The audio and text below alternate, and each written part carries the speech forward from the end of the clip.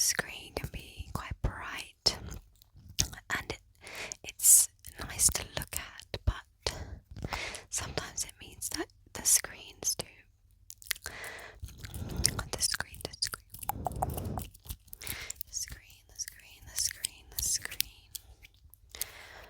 is too bright for you to close your eyes. You to close your eyes. Close your eyes and fall asleep, fall asleep.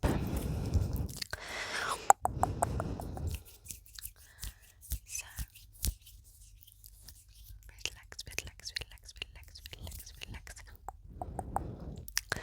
Enjoy the video. I hope that it brings you sleep, relaxation, or whatever you need.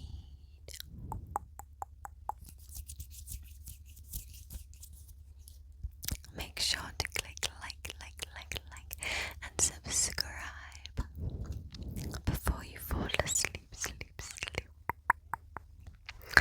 Before you fall asleep. Before you fall asleep. Before you go to sleep. Before you fall asleep. Go to sleep now. You can go to sleep now. You can go to sleep.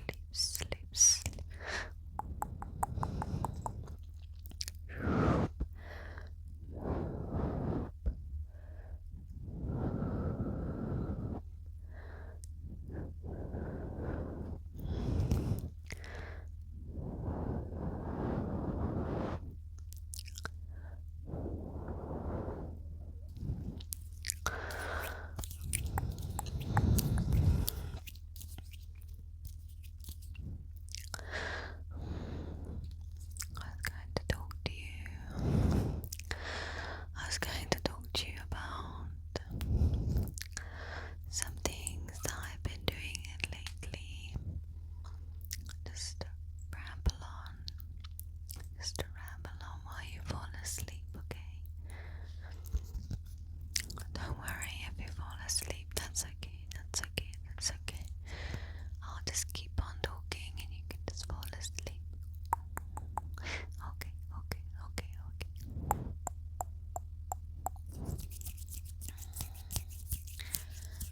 So,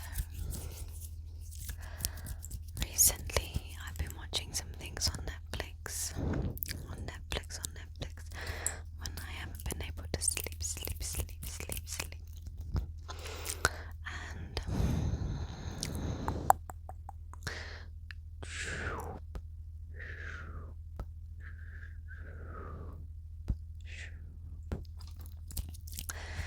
I started watching some things that it's like a docu-series where they have actors like playing out like the moments,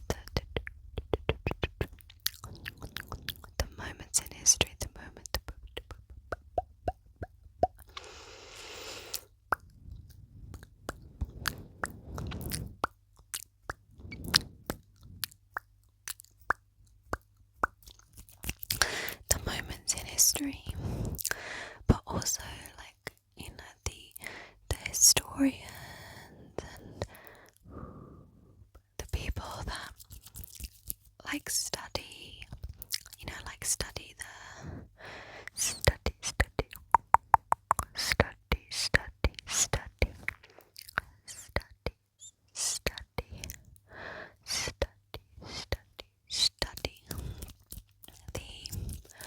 history and the people and stuff like that. And there was one actually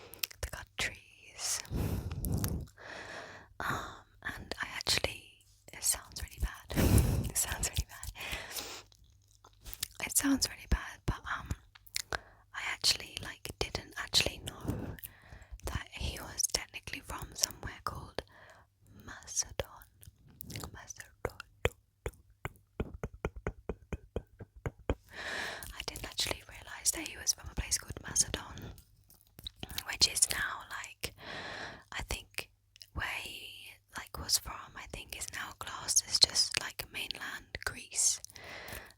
Because I know there is somewhere called North Macedonia. I swear there is a place, there is a country called that now.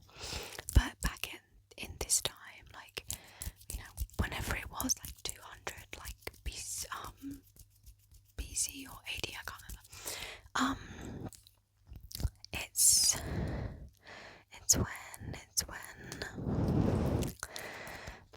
when it was still called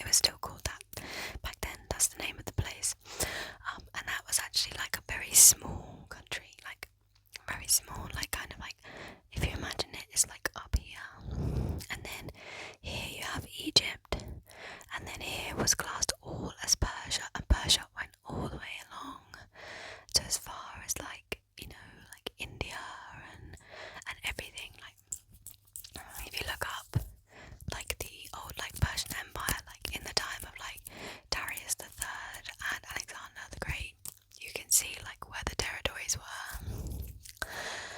And basically Persia was like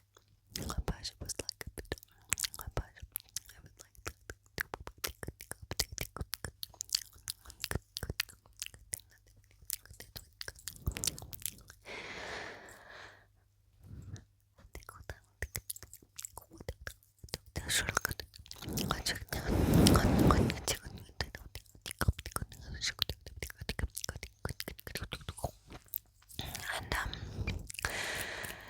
there was like this huge area, obviously, of Persia. Like it was like the superpower of like the world. Like basically Persia ran everything. They basically got their grain and food from Egypt because that was the country that provided the most amount of like food and grain, and things like that. And yeah, I had no idea that actually Alexander was actually a king of like this, in comparison to Persia, like this tiny country, and he managed to basically outsmart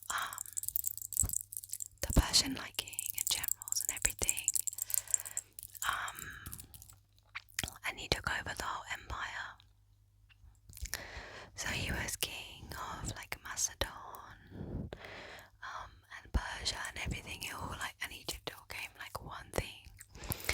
He originally took on like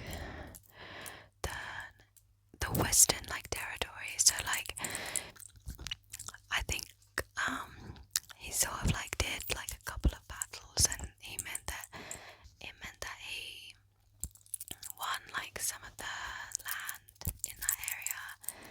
And then I think that the Persian king tried to say like, okay, that's great, like, do you know what, I don't want to fight again, you can have those territories and stuff, and like you can still bow to me, but like you can like run those areas if you like. But obviously Alexander was like, no, like I want everything, I don't want that. That's what it says in history anyway. The outer areas, or like the different areas of like a country of Persia, they actually called them satrapies.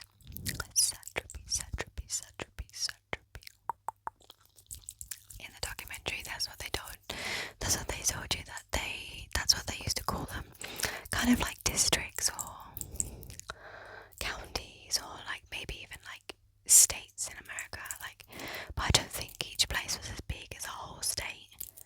So like probably not a state, probably more like a county or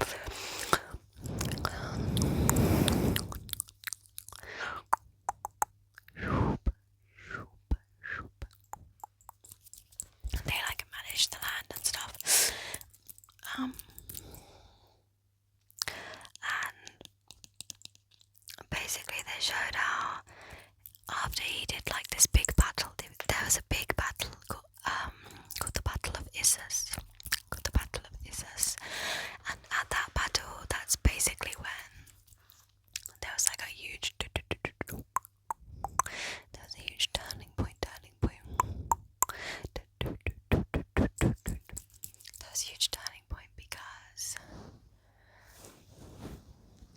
Alexander, according to like records, he tried to kill Darius. He saw like an opening in the he saw like an opening, like a weakness in like the way that they'd set out like their cavalry and like their stuff like that, like when they're on the battlefield. And he managed to go right towards the center of like all of their men, because that's where Persian like kings and stuff always used to be, like the way that Persians at the time that they used to fight in battle, they'd always have like the king and like his like first general like in the middle, like a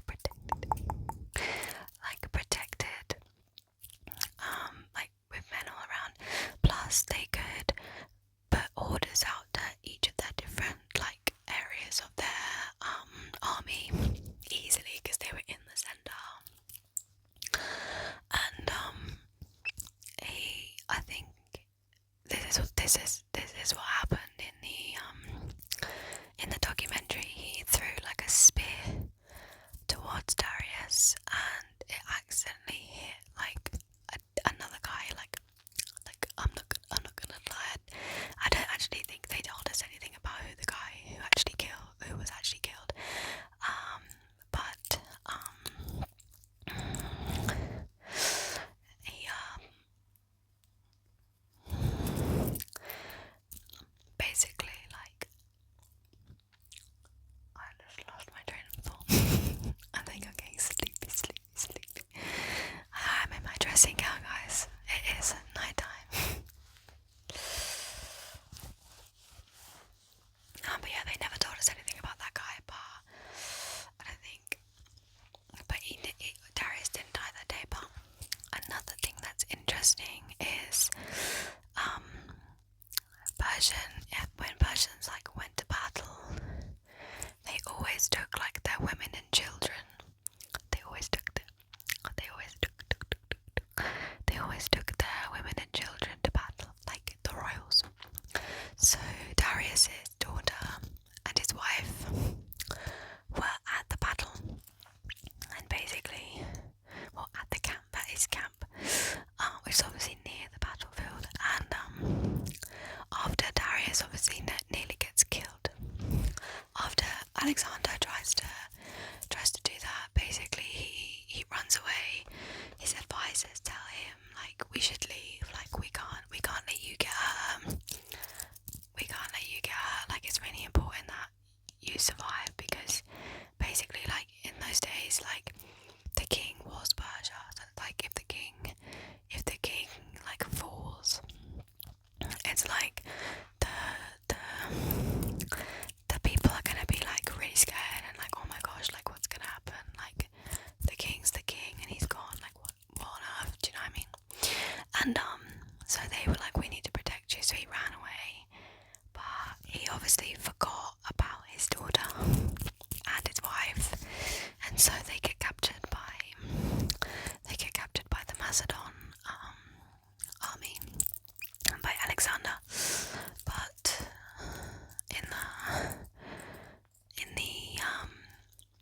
in the documentary, it seems that like he wasn't nasty to them or anything. He actually looked after them quite a lot. I think he may have even fallen in love with the wife, which I think her name was like Statira or something. Statira. I can't remember exactly how you pronounce it. I think it might actually be Stratira. I think. Don't quote me on that. And yeah, he even became. I actually never knew this, because I don't actually think I ever got taught this in school. I don't actually think I ever got taught this at school. So I'm happy.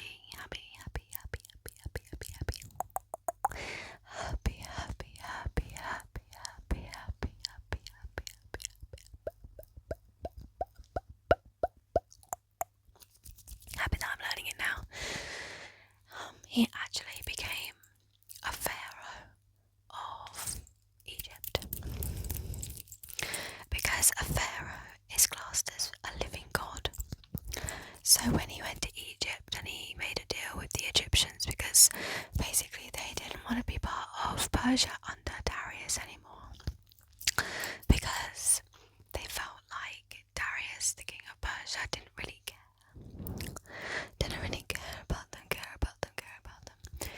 just used Egypt for like the grain and stuff like that.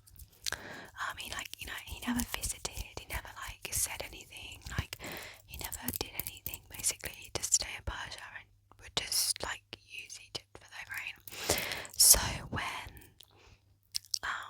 Alexander turns up and is like says how amazing and great like Egypt is, Egypt is like a superpower. Egypt's got so much culture, so much history. Like, what Persia's doing to you that shouldn't happen. And so basically he said that he wanted to take over ruling and defeat Darius and take over Persia. And it seems that the Egyptians were very all for this. Alexander's mother had actually told him a notion from like when he was a child that he was a son of Zeus. So basically, the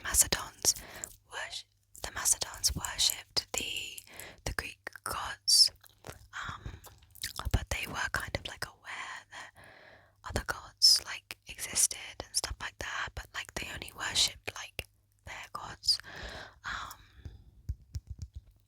And then also I think where the Greeks were quite open to like the culture and language, I think that the Egyptian god Amun-Ra, who is like their like main god in the like for the Egyptians at the time, they actually would associate Amun-Ra with Zeus, so it was like the same thing. So obviously Alexander believes that he's a son of Zeus. And then he goes to the temple of Siwa, in like the middle of the Sahara Desert. He makes like a really, really long journey to get there.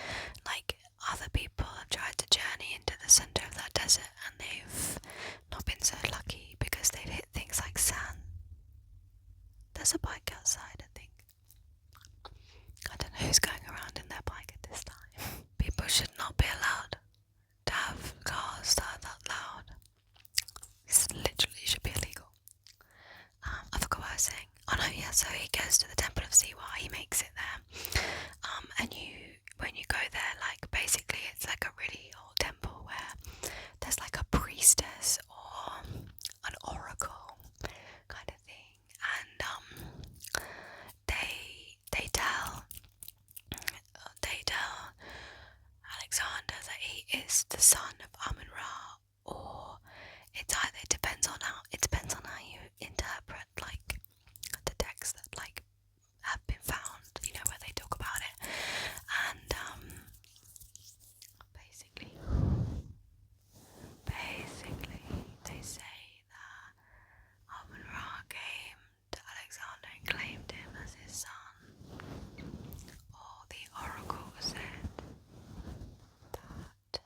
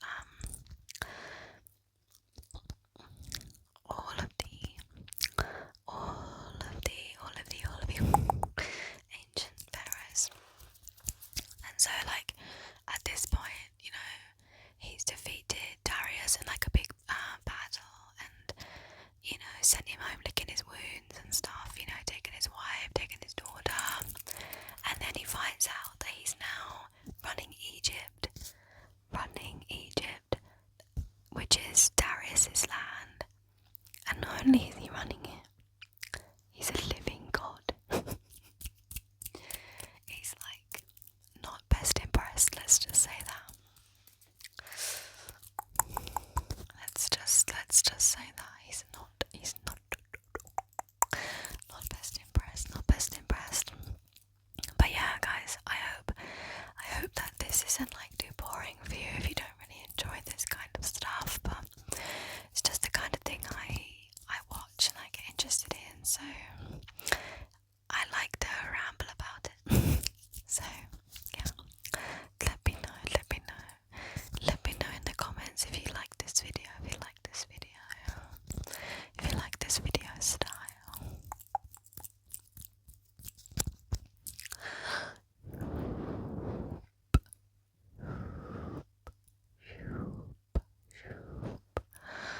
But you really need to be getting to sleep soon. You need to be getting to sleep.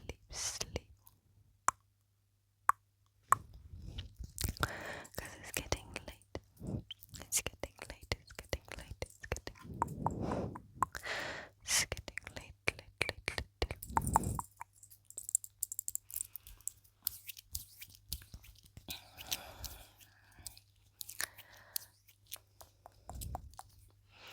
One thing that I found really crazy that I didn't know as well is that towards like the end, like near when they became to the final battle, when Alexander takes over Persia, I didn't realise how many of like the generals and like even like the trusted advisors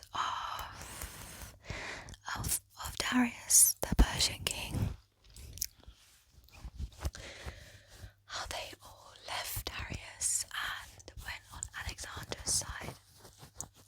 I found that quite crazy because you don't really often hear of people actually like switching sides because they think, oh my god, I'm actually on the losing side, I'm gonna move over here.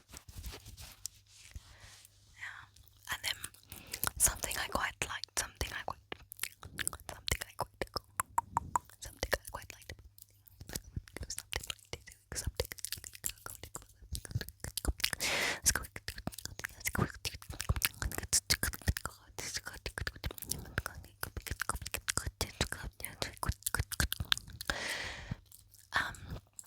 Something I quite liked, which obviously I don't know if they've actually found any evidence as to whether this was true or not, but they put it in like the acting part of the story, and it was about how where Macedon's like a smaller country and stuff, like they showed it as the people that he had by his side, like his generals and stuff, they were all his friends, like since childhood, since childhood. And so there was interesting moments like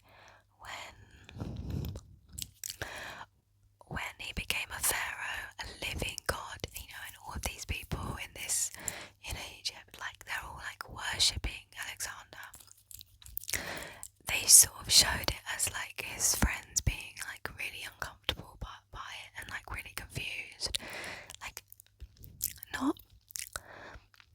not necessarily jealous, not jealous as such, but just like, what, we're supposed to kneel, like this guy has been my best friend like since I was a kid, and we feel like we're all on the same level, and now all of a sudden like I have to bow to him because he's like a living god.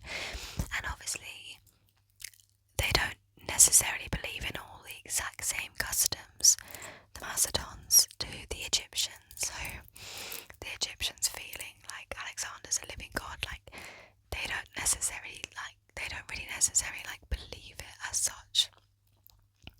They think that it's like it's good for like them, because obviously, oh, this is great, like we can use this to like get people to support us and things like that. But like, I think what the historians were trying to say is they weren't sure if like, his closest friends and stuff like actually believed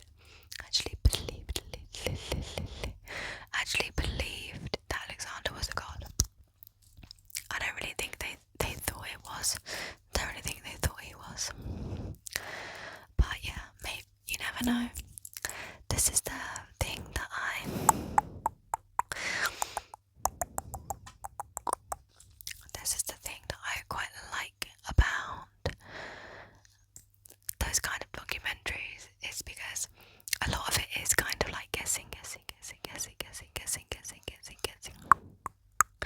Because you can just look at like accounts.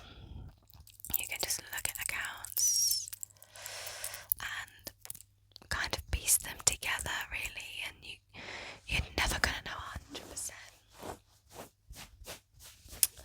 You're never gonna know 100% like what happened, or what someone really thought, or sometimes even someone's motive behind something.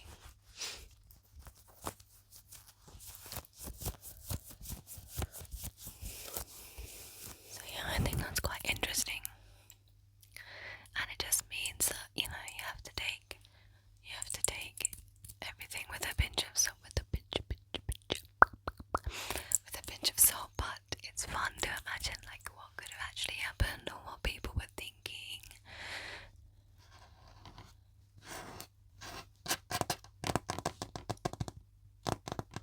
It's fun to think.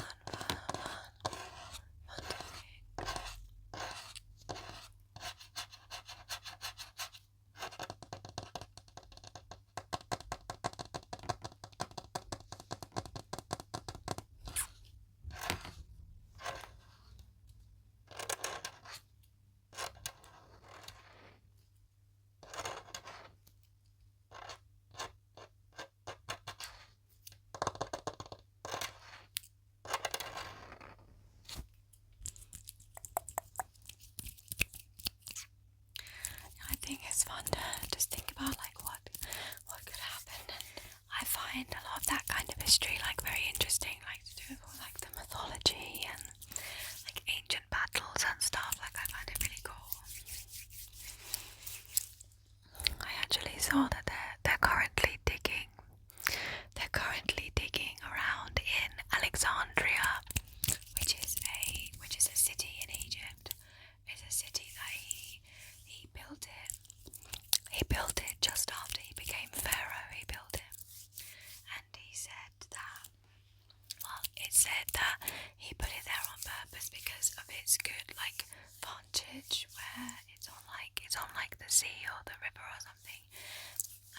So it can be like a boat. It can be like a like an outpost. It can be like a trading route. It can be like good for spotting like when enemies are coming. Like just basically thought this is gonna be a really good idea. And he built it with really nice like proper like Greek like really nice old like Greek architecture. And they're currently not building, excavating, because they're trying to find where like there might be more remains of the original Alexandria that was built. They've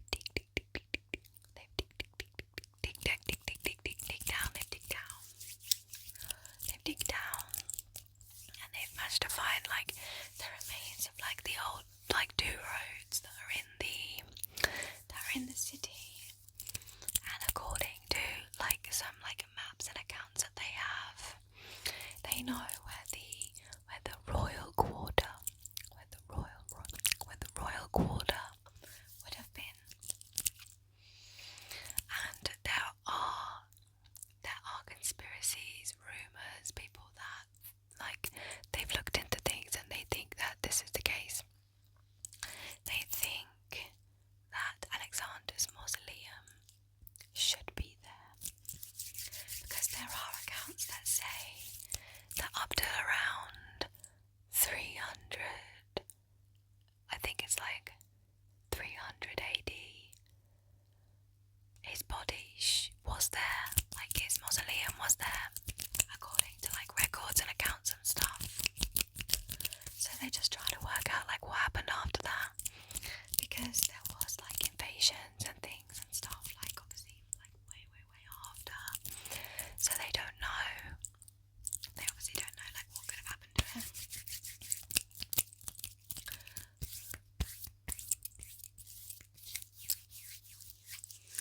But they're hoping that when they keep on digging underground, they might find it hidden somewhere.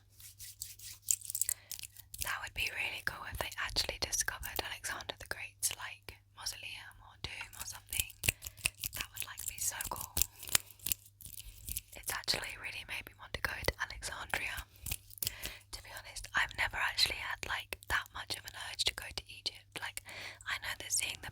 is like really cool and stuff, but